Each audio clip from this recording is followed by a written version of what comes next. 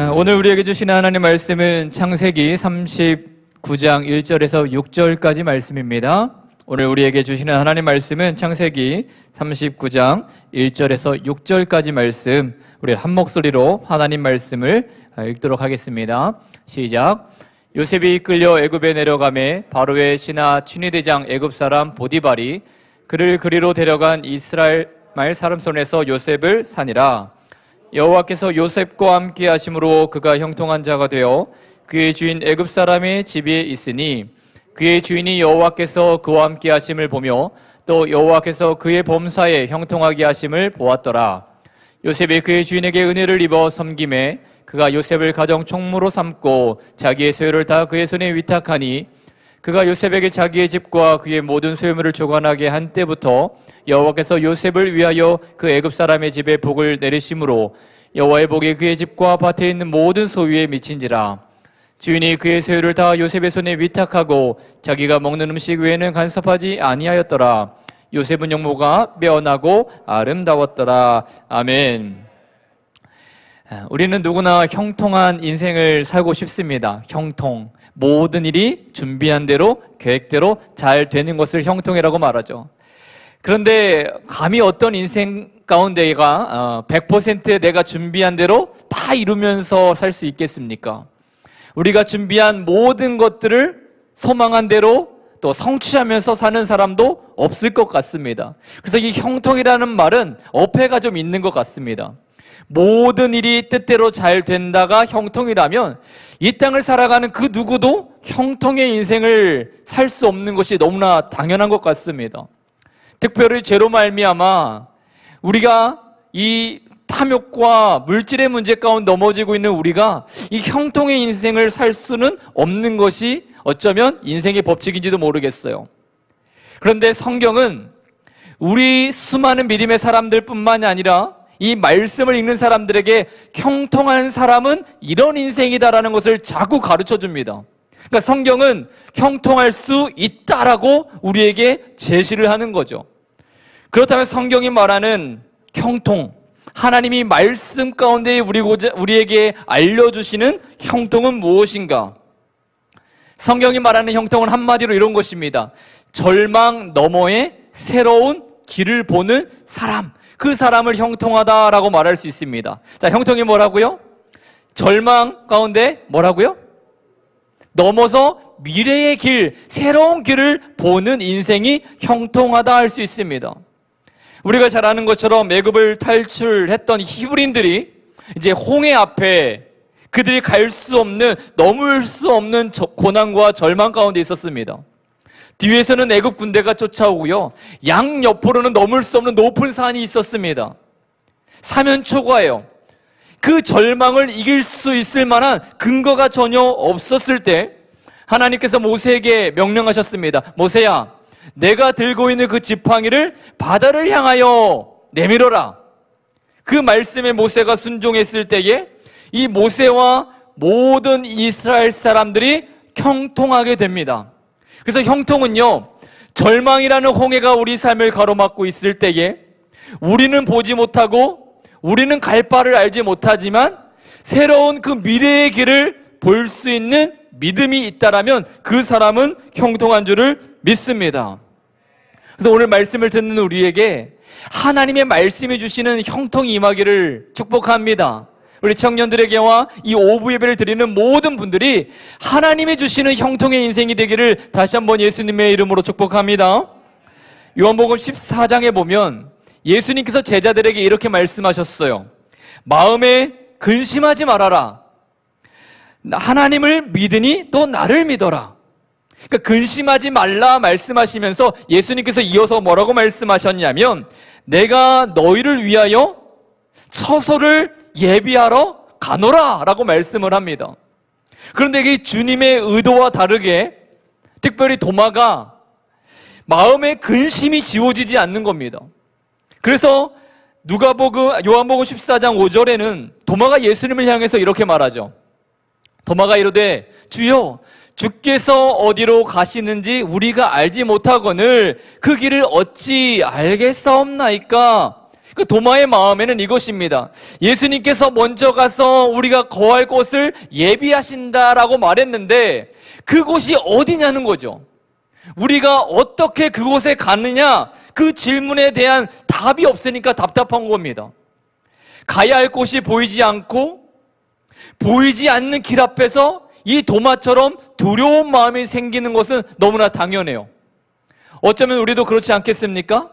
내가 어디로 가야 할지 방향을 잘 알지 못할 때에 믿는다라고 말하지만 내가 주님께서 주시는 새로운 길이 어디인지 알지 못할 때에 마치 이 도마처럼 근심하게 되고 두려움에 빠지게 되고 주님께서 근심하지 말아라 라고 한 그 축복의 말씀이 이렇게 믿음으로 받아들여지지 않는다는 겁니다.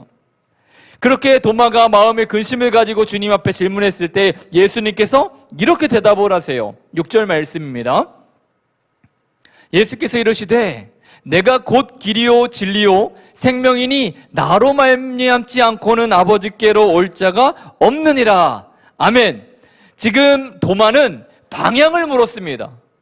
어디로 가야 하는지 보이지 않는 그 길의 종착점이 어디입니까? 그것을 내가 알아야만 안심이 됩니다라고 예수님께 물어본 거예요.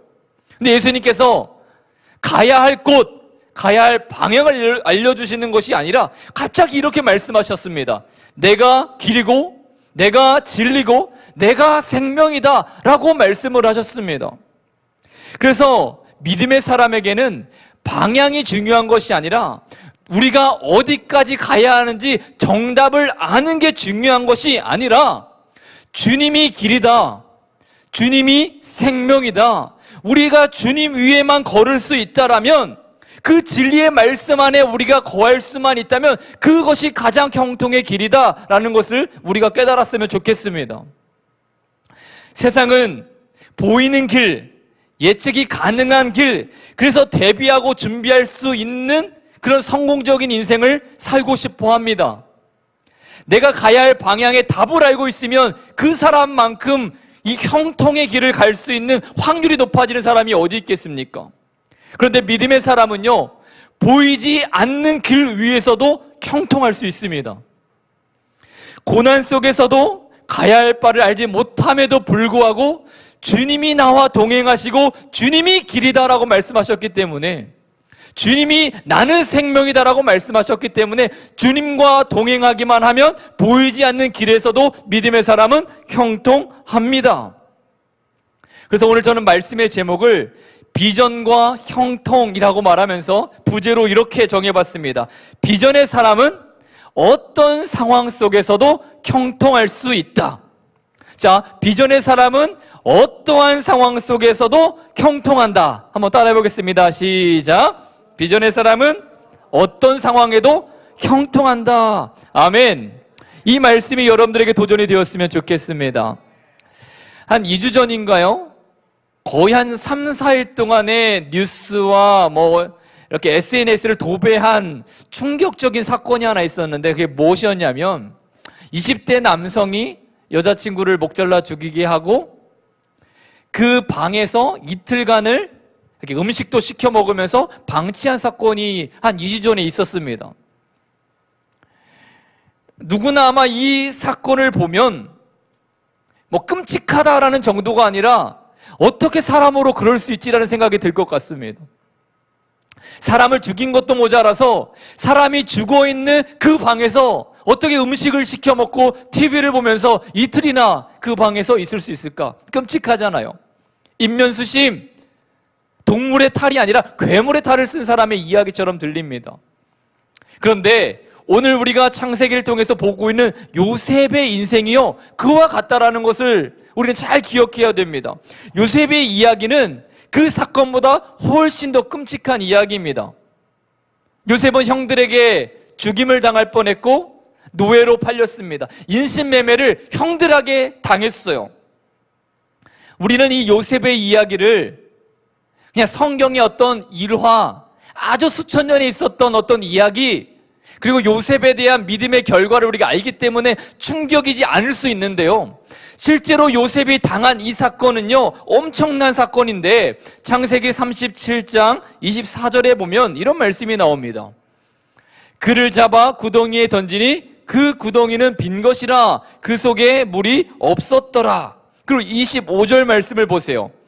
그들이 앉아 음식을 먹다가 형들이 요셉의 그 채색 옷을 찢어 버리고 구덩이에 던져 넣은 다음에 가장 먼저 했던 행동이 뭐라고요?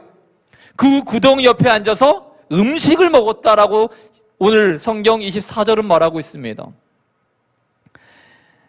그 형들이 먹고 있는 식사는 누가 가져온 건가요?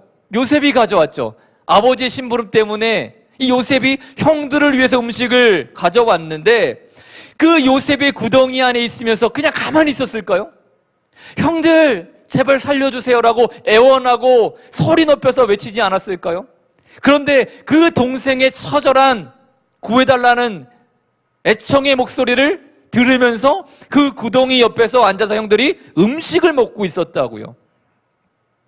여자친구를 목졸라 죽이고 태연이 그 방에서 이틀 동안 밥을 먹었던 그 20대 남자나 요셉의 형들이나 별 차이가 없고요.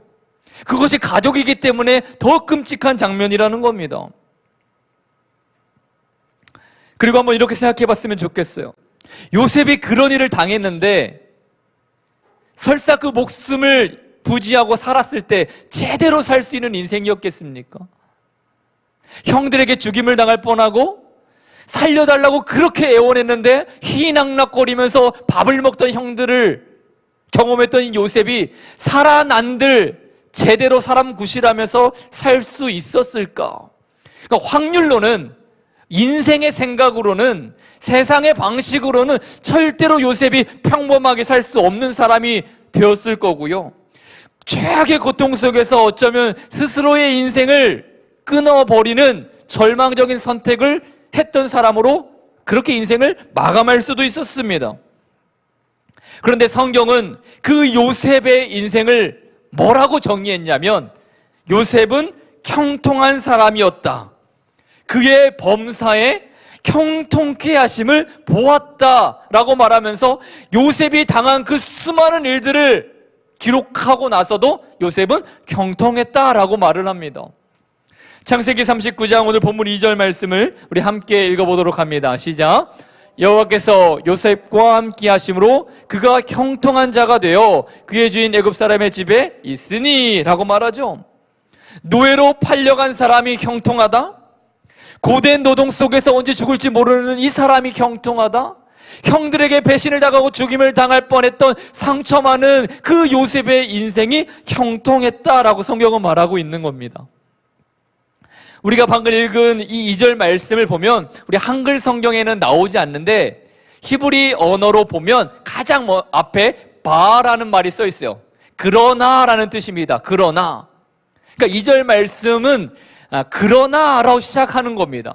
자, 그러나를 넣어서 한번 2절 말씀을 다시 한번 읽어보도록 하겠습니다. 그러나까지 포함하는 거예요. 시작. 그러나 여호와께서 요셉과 함께 하심으로 그가 형통한 자가 되었다. 여기까지요. 형들에게 죽임을 당할 뻔했지만 그러나 미디안 상인들에게 인신매매 당하듯 팔려갔지만 그러나 노예로 전락한 인생을 살았으나 그러나 그가 평생에 아버지를 잃고 부모님을 잃는 고아 같은 인생을 살았으나 그럼에도 불구하고 그러나 하나님이 함께 하심으로 그가 형통했다라는 사실입니다. 사랑하는 성도 여러분, 우리가 당하는 모든 일 가운데에 그럼에도 불구하고 하나님이 우리와 동행하시면 우리는 절망을 넘어서 우리에게 새로운 미래를, 그 길을 열어주시는 주님의 축복을 볼 수 있는 믿음의 사람이 됩니다. 그렇기 때문에 비전의 사람은 어떠한 상황 속에서도 형통한 줄을 믿습니다. 지금까지 요셉은 스스로의 인생의 계획을 자기 자신이 세웠습니다. 자기 인생의 주인이 본인이었습니다. 그런데 형들에게 팔리고 나서부터는 요셉의 인생의 주인공이 바뀝니다. 누가 이제는 요셉의 인생의 주권자가 되십니까? 하나님이에요. 하나님이 동행하시면서 하나님이 요셉의 미래를 위한 계획을 하셨고요.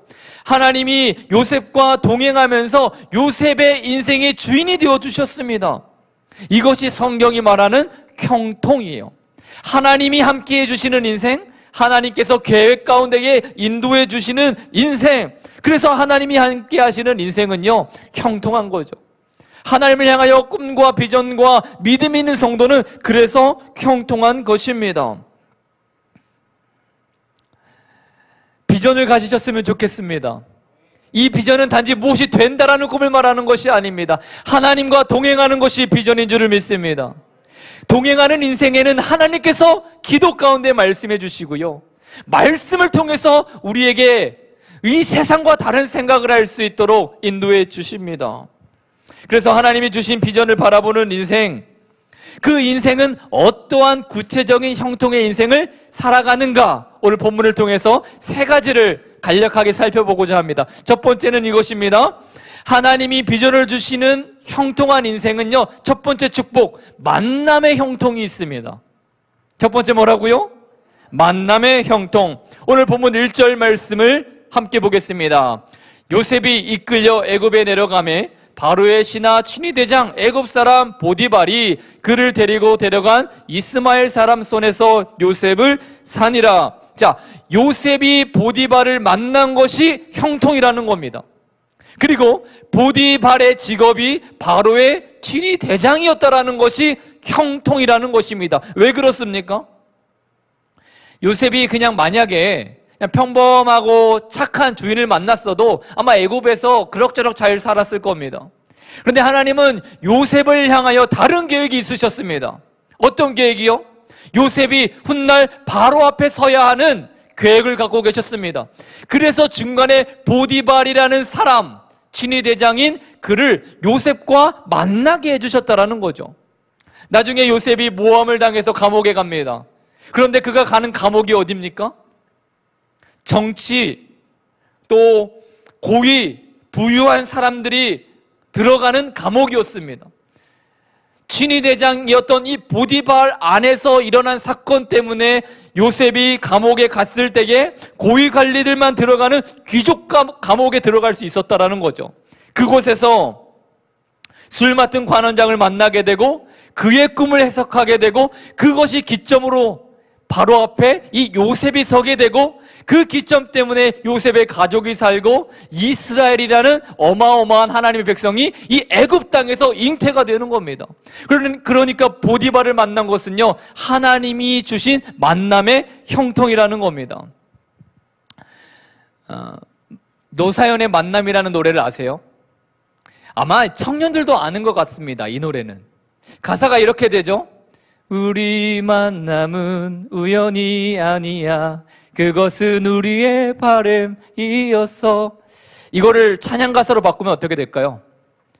우리 만남은 하나님의 뜻이야. 그것은 주님의 바람이었어. 이렇게 되지 않겠습니까? 자, 옆 사람 한번 보고 이렇게 인사할까요? 자, 우리 만남은 우연이 아닙니다. 쑥스럽나요? 하나님께서 우리를 만나게 해주셨다라는 거예요. 내가 연약할 때 나를 위해 기도해 줄 수 있는 성도를, 믿음의 동역자를, 내가 하나님 말씀에 비틀거릴 때에 그 말씀대로 살아가지 못할 때에 나를 하나님의 길로 인도해 줄 수 있는, 손잡아 줄 수 있는 동역자로 우리를 만나게 해주셨습니다. 이 만남이 형통이라는 겁니다. 잘 보세요. 요셉이 이스마엘 상인들에게 팔려서 애굽까지 왔습니다. 자, 노예는 어디서 팔리고 삽니까? 시장 바닥에서 사고 팔리겠죠. 그런데 오늘 본문은 이렇게 말했어요. 이 보디발이 요셉을 보게 되고 요셉을 샀다고 말합니다. 한 나라의 친위대장이 노예 하나 구하려고 시장 바닥을 돌아다닐까요? 아마 이 친위대장 보디발에게 수많은 귀족들이 자기가 데리고 있는 노예 중에서 가장 일 잘하고 가장 건강한 노예를 아마 줄을 서서 데려고 했지 않겠습니까? 그러니까 보디발은 노예를 사러 시장에 나갈 사람은 아니에요. 그런데 성경은 뭐라고 말합니까? 그 보디발이 요셉을 만나게 되었고 그 요셉을 노예로 샀다라고 기록합니다. 그리고 한번 2절 말씀도 볼까요? 다시 한번 보겠습니다. 여호와께서 요셉과 함께 하심으로 그가 형통한 자가 되어 그의 주인 애굽 사람의 집에 있었다.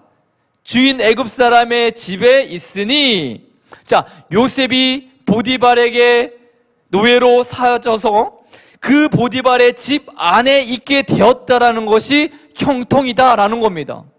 왜 이게 형통일까요? 아니, 노예로 팔려갔으면 그 집에 있는 게 당연한 것 아닙니까? 성경은 그렇게 쉽게 말하고 있는 것이 아닙니다. 요셉이 보디발의 집에 있었다라는 말은요, 이 보디발 가족을 가장 측근에서 모실 수 있는 특권을 가진 노예가 되었다라는 말입니다. 그래서 이 요셉이 성실하게 일하고 또 요셉의 삶을 통해서 하나님이 함께 하신다는 것을 누가 볼 수 있게 되었습니까? 보디발이 보게 된 거예요. 이 모든 사건이 우연히 일어난 것이 아니라 하나님이 보디발을 감동시켜서 요셉을 만나게 하셨고, 그 요셉을 가정에 데려와서 가장 측근에서 자신의 가족을 돌볼 수 있도록 특권까지 허락하셨다. 다 하나님의 계획인 줄을 믿습니다. 그리고 3절 말씀을 보세요. 그 주인이 여호와께서 그와 함께 하심을 보며 또 여호와께서 그의 범사에 형통케 하심을 보았다. 보디발이 요셉의 행동 하나하나에서 하나님이 함께 하시는 사람은 이와 같은 형통의 인생을 사는구나 라는 것을 봤다라는 거죠. 그래서 저는 비전의 사람, 하나님 앞에 믿음의 꿈을 꾸는 사람에게는 어떠한 환경도 이겨낼 수 있는 형통을 주시는데, 그 형통의 복이 저는 만남의 형통이라고 믿습니다. 여러분들이 중문교회를 만난 것, 우리 담임 목사님의 말씀을 들을 수 있다는 것, 그리고 지금 옆에 동역자가 있다라는 것, 이것이 하나님의 형통임을 고백하시기를 축복합니다. 두 번째로, 하나님의 비전을 소유한 인생에 어떠한 구체적인 형통이 있을까? 두 번째는요, 마음의 형통입니다. 마음의 형통. 4절 말씀을 우리 함께 읽도록 합니다. 시작. 요셉이 그 주인에게 은혜를 입어 섬김에 그가 요셉으로 가정 총무를 삼고 자기 소유를 다 그 손에 위임하였다. 아멘. 제가 예전에 이 말씀을 읽을 때는요, 이렇게 이해했었던 것 같습니다. 아하, 그렇구나. 하나님이 요셉을 형통하게 하시니까 요셉이 능력이 생겨서 하는 모든 일을 잘 감당했구나. 그러니까 하나님이 형통케 하시면 능력이 생기고 모든 일에 성공하는 사람이 되는구나. 그렇게만 제가 이 말씀을 이해했었거든요. 근데 한 살 더 나이가 먹고 조금 더 지나 보니까 일이 다 잘 되고 돈 잘 벌고 하는 일마다 성공한다고 해서 내 인생이 형통하게 느껴지지 않을 때가 분명히 있다는 거죠. 그때가 언제입니까? 일은 잘 되는데 늘 마음이 불편할 때, 뭔가 내가 손대는 일마다 성공은 하는 것 같은데 이 상처의 문제가 전혀 해결되지 않은 사람은 형통하다라고 말할 수 없다라는 것입니다. 오늘 요셉이 보디발의 집에 노예가 되어서 하는 일마다 다 잘 되었습니다. 그런데 요셉 안에 뭐가 있어요? 상처가 있잖아요. 형들에게 팔렸다라는 것, 버림받았다라는 것, 그 마음의 응어리가 늘 있었을 겁니다. 그 응어리가 있는 한 요셉이 절대로 행복해질 수가 없습니다. 그 마음에 지워지지 않는 그 상처가 존재하는 한 하나님이 그에게 복을 주셨다 한들 그가 형통하다, 내 인생은 형통했다라고 말할 수 없다라는 겁니다.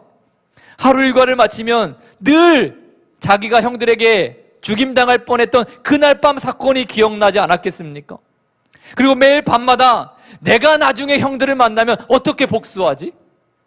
내가 어떻게 처절하게 형들을 만나면 내가 받은 이 고통을 고스란히 돌려줄까? 아마 이런 생각으로 가득하지 않았을까요? 그러면서 더불어서 요셉이 하나님을 예배하는 인생을 살았을까? 아니요. 하나님을 늘 원망하는 인생을 살았을지 모르겠습니다.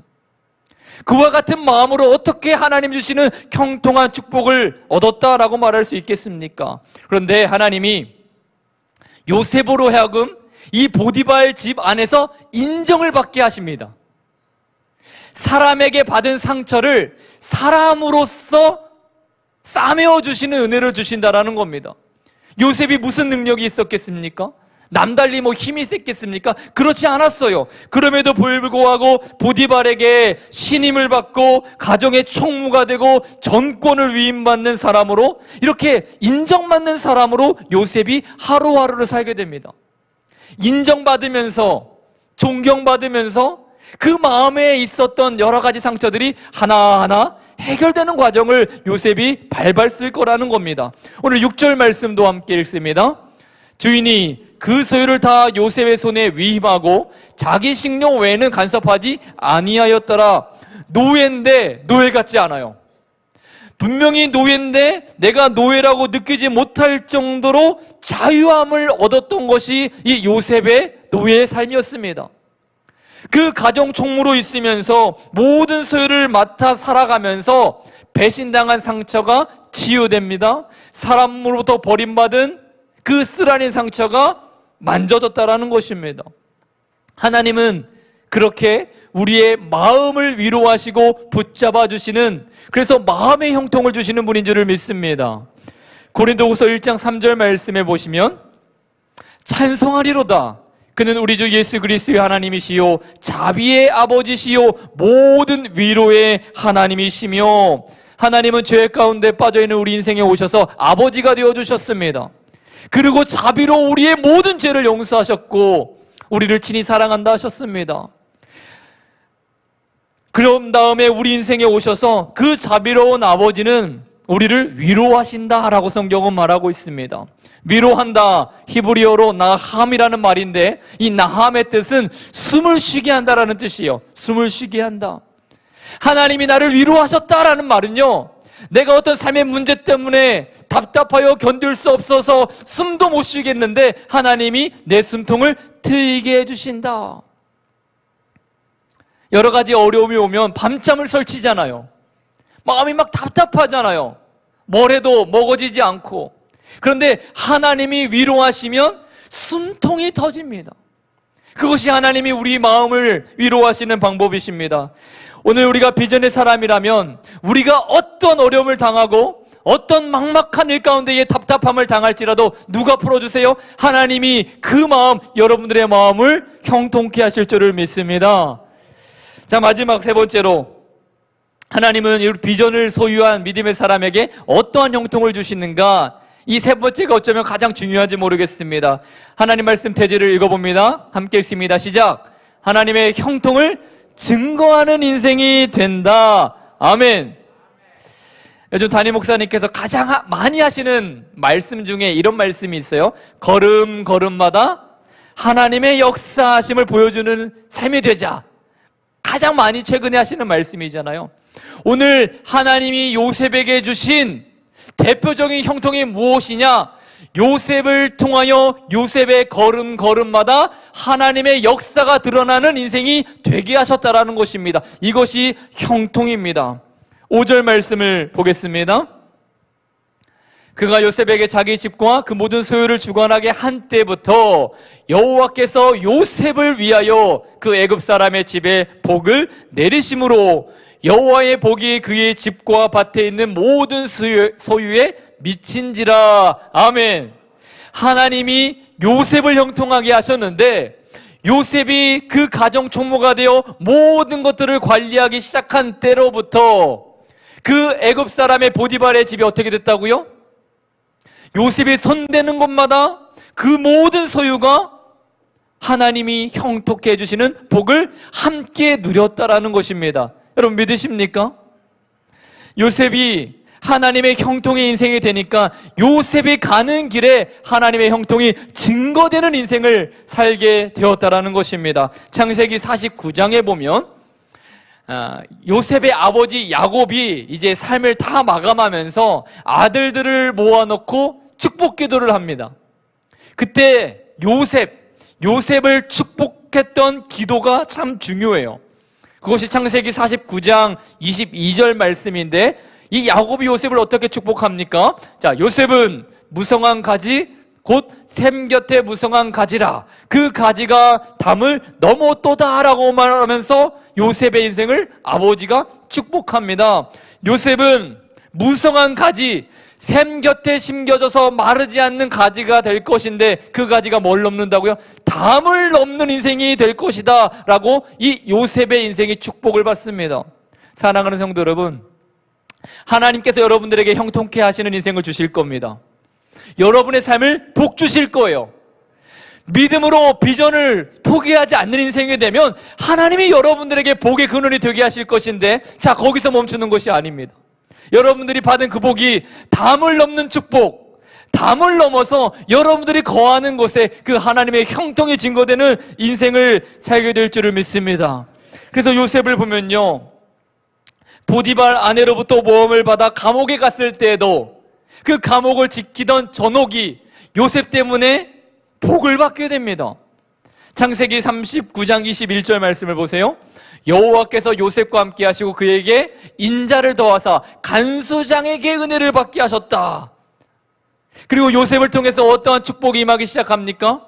기근으로 요셉의 온 식구가 굶어 죽게 되었을 때에 애굽에 내려와서 요셉을 통하여 그 가족이 살 길이 열렸습니다. 요셉 한 사람 때문에 온 가족이 살았어요. 그뿐입니까? 요셉 한 사람 때문에 애굽이라는 나라도 살았습니다. 7년 동안 기근이 있어서 애굽도 원래는 망해야 돼요. 그런데 하나님께서 요셉과 함께 하시고 그에게 지혜를 주셔서 7년 기근을 극복하고도 나올 만한 하나님의 축복을 애굽 땅에 내려주십니다. 그리고 요셉을 통하여 야곱의 가족들이 하나님께서 계획하신 이스라엘 민족으로서의 복을 받게 되는 겁니다. 한 사람이 그래서 중요합니다. 비전의 사람 한 사람, 바로 여러분 한 사람을 통해서 하나님의 놀라우신 은혜가 온 땅에 퍼져나간다는 것을 여러분 확신하시고 믿음으로 선포하는 인생 되셨으면 좋겠습니다. 아람 사람 나만 장군 다 들어보셨죠? 이 나만은 문둥병에 걸렸습니다. 아무 소망이 없었습니다. 그의 온 집안에 우수가 가득하고 그 아람 나라의 왕도 그 나만 장군이 문둥병에 걸려서 소망이 없는 것 때문에 염려하고 있었습니다. 그때 누가 등장해요? 이스라엘에서 아람으로 끌려온 포로였던 한 여종, 어린 계집종이 나타납니다. 그가 뭐라고 말합니까? 나만 장군에게 내가 믿는 그 하나님, 이스라엘 땅에 있는 그 하나님을 섬기는 선지자에게 가면 답이 있을 거다라는 것을 제시합니다. 나만이 그것을 믿고 결국은 그 문둥병을 고침받게 되잖아요. 비록 포로의 신분이었고 여종의 신분이었고 아무것도 아닌 자 같으나 그 여종 한 사람 때문에 나만의 문둥병이 낫고 그 가정의 문제가 해결되었습니다. 그것이 구원인 줄을 믿습니다. 그래서 우리 인생 가운데서 하나님이 놀랍도록 우리 인생을 형통케 하실 때에 축복의 사람은 그 형통을 내 이웃과 내 가정과 또 내 학업터와 내 일터에서도 그 하나님의 형통을 증거케 되는 인생, 그가 진짜 형통한 인생인 줄을 믿습니다. 이제 말씀을 맺습니다. 오늘 하나님께서 우리에게 비전을 갖게 하신 이유는 아주 여러 가지가 있겠지만 특별히 주님과 동행하는 삶을 살게 하시려고 우리에게 꿈을 주신 줄을 믿습니다. 그 꿈을 가진 사람도 때로는 어려움을 당하죠. 요셉처럼요. 그런데 그 고난 속에서도 하나님이 복을 주시는데 만남의 형통을 주십니다. 여러분, 만남의 형통이 가득하기를 축복합니다. 그뿐만이 아니라 하나님은요, 우리 일도 잘 되게 하실 뿐만이 아니라 우리 마음도 형통하게 하십니다. 그래서 마음이 형통한 사람은 생각이 건강하고, 생각이 건강한 사람은 말이 건강하고, 말이 건강한 사람은 그의 삶의 태도가 바뀌겠죠. 그래서 믿음의 사람답게 살 수 있도록 하나님이 인도하십니다. 그뿐만이 아니라 하나님은 우리가 형통케 된 인생에 되어서 담을 넘는 가지가 되어 우리가 예수님을 알지 못하는 수많은 사람에게 그 형통의 인생이 이것이다 라고 증거할 수 있도록 인도함 받는 삶을 살게 하시는 줄을 믿습니다. 자, 창세기 45장 5절 말씀을 마지막으로 읽고 마칩니다. 함께 읽습니다. 시작. 당신들이 나를 이곳에 팔았다고 해서 근심하지 마소서, 한탄하지 마소서. 하나님이 생명을 구원하시려고 나를 당신들보다 먼저 보내셨나이다. 아멘. 이것이 바로 형통한 인생의 언어와 삶과 생각입니다. 우리를 짓누르는 수많은 위협 속에서도 하나님이 하셨다라고 말할 수 있는 사람, 내 생각과 내 계획이 아니더라도 그럼에도 불구하고 하나님이 하신다라고 고백하는 이 요셉과 같은 형통한 인생이 저와 여러분 다 되시기를 예수님의 이름으로 축복합니다. 오늘 말씀을 붙들고 우리 한 3분 정도 함께 기도하는 시간을 가졌으면 좋겠는데요. 믿음의 사람, 비전의 사람은 어떠한 상황 속에서도 형통합니다. 여러분, 그것을 믿고 선포하시는 인생이 되셨으면 좋겠습니다. 그리고 여러분들이 받은 그 형통을요, 나누어주는 인생, 여러분들이 받아 누린 그 형통의 복을 담을 넘는 가지가 되어서 온 땅에 증거할 수 있는 놀라운 축복의 인생이 다 되었으면 좋겠습니다. 오늘 이 말씀을 붙들고 결단하시면서 우리 주님 이름 한번 크게 부르짖고 합심하고 통성으로 기도하도록 하겠습니다. 기도합니다. 주여, 하나님 아버지, 우리에게 하나님 비전을 주신 이유는 우리가 하나님 비전을 하나님 소유한 하나님 그때로부터 우리가 어떤 위기를 만나고 어떠한 상황을 만나는 속에 있을지라도 하나님의 계획이 이루어질 수 있도록 하나님 우리에게 만남의 형통을 주시는 줄을 믿습니다. 나의 길이 하나님 보이지 아니하고 내가 가야 할 방향이 보이지 않을 때, 그때도 불구하고 하나님은 나에게 당신의 계획을 이루어 가시기 위하여 여러 가지 섭리로 나의 인생에 간섭해 주시는 줄을 믿습니다. 하나님 만남의 형통을 주셔서 내가 하나님 주님의 그 은혜를 구분하고 살아갈 수 있도록 은혜를 주시고, 내가 어떤 고통과 환경 속에서도 특별히 하나님 마음을 붙들 수 있는 복을 주셔서 내 말과 생각과 행동의 형통을 주시는 줄을 믿습니다. 하나님이 내 마음에 하나님이 어떠한 근심이 있고 어떠한 상처가 있고 어떠한 배신의 아픔이 있을지라도 하나님 앞에 나아가는 인생은 그 마음을 위로하시고 형통케 하시는 하나님의 은혜를 하나님이 받게 되는 줄을 믿습니다. 하나님 숨을 쉴 수 있도록 우리 인생 가운데에 숨통을 트게 하시는 위로의 하나님을 만나게 되는 줄을 믿습니다. 하나님 우리를 비전의 사람이 되게 하여 주셔서 하나님 우리 인생을 형통케 하신 후에 내가 이 형통을 가지고 온 땅에 세상에 흘려보낼 수 있는 축복의 삶을 살아가도록 인도하여 주시옵소서. 그러여 우리 삶의 걸음걸음마다 하나님의 형통케 하심을 증거하는 인생, 요셉처럼 하나님 어떤 환경을 만날지라도 하나님이 동행하셔서 그것이 복이다라고 말할 수 있는 증거하는 믿음의 인생을 살아가게 도와주시옵소서. 하나님 여종 한 사람으로도 하나님이여 남한 장군의 문둥병을 고치신 주님, 요셉 한 사람으로 인하여 이스라엘이라는 엄청난 민족을 대동케 하신 주님, 오늘 이 말씀을 들은 우리 청년들에게 하나님 우리 믿음의 성도들에게 하나님 그 한 사람으로 인하여 놀라운 복이 임하여 아버지 하나님께서 이 땅을 살아가는 동안에 하나님의 사람으로 하나님의 교회로 하나님이여 아름답게 쓰임받다가 주님 부르실 때에 그 품으로 돌아갈 수 있는 하나님의 은혜를 주시옵소서.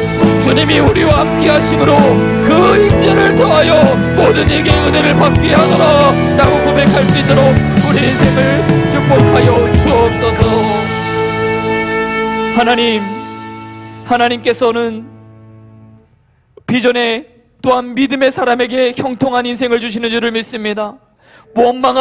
원망당할 그 수많은 아픔 속에서도 마음의 위로를 주시고, 죽을 일 앞에서도 주님이 형통케 하셔서 하나님의 계획을 인도함 받을 수 있는 사람도 만나게 하시는 줄을 믿습니다. 그 놀라운 섭리와 계획을 믿음으로 고백하는 우리 모두가 되게 도와 주시옵소서. 그래야 하나님이 나를 형통케 하셨을 때에 내가 담을 넘는 가지가 되어 나의 삶을 통하여 하나님이 이렇게 이러셨다를 또한 증거하고 살 수 있는 하나님 믿음의 인생, 그렇게 형통한 인생 되도록 축복하여 주시옵소서.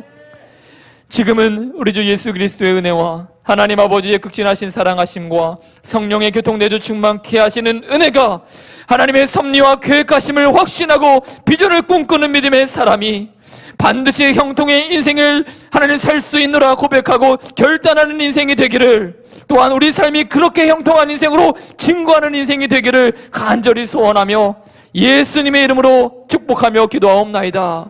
아멘.